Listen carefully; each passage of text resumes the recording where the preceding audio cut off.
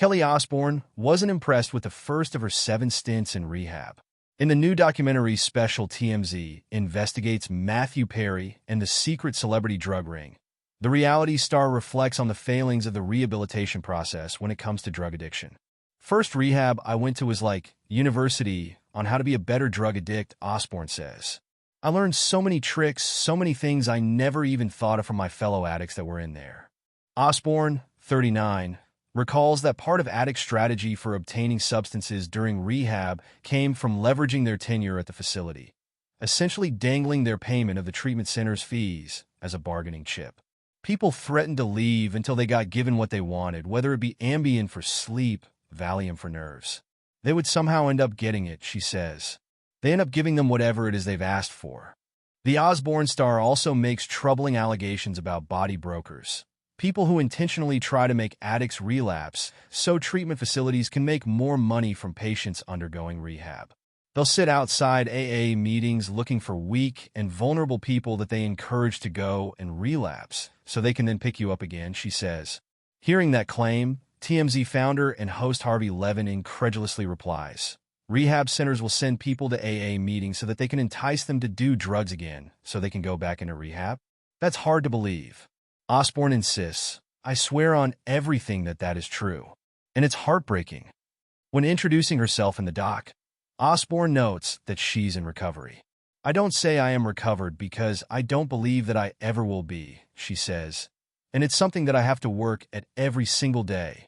She also expresses extreme disapproval of ketamine treatment for addiction, which the late Matthew Perry received during the last chapter of his life.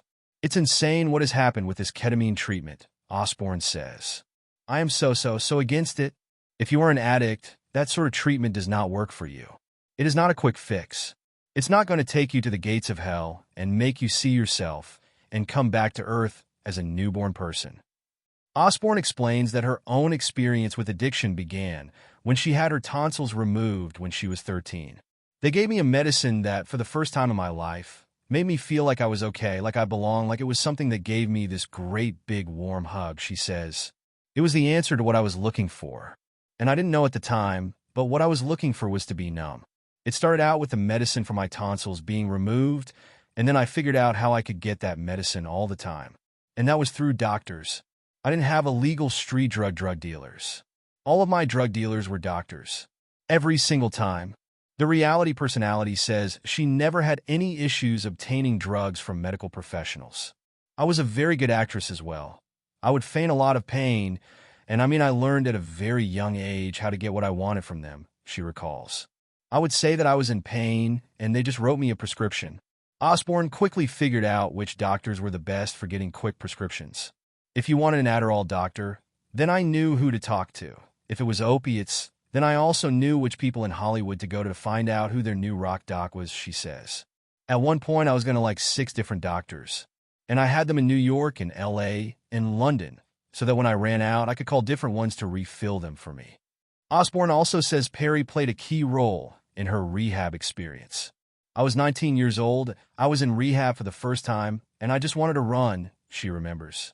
"He could see that I was struggling, and he walked up to me, and he gave me a chip, and it said just 3 minutes. And he told me, if you can get through 3 minutes, you can get through anything.